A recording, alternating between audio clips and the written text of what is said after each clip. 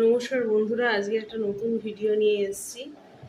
ভিডিওর বিষয়টা হচ্ছে যে আমরা মানে এমনিতে তো স্থলজ প্রচুর প্রাণী দেখেই থাকি।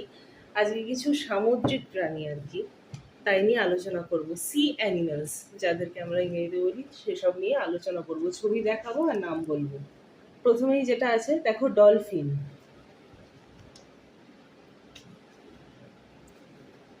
তারপরে এইটা দেখো,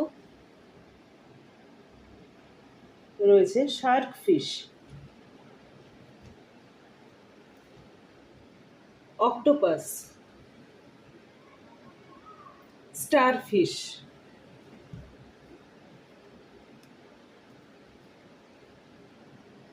ব্লু হোয়েল, clownfish,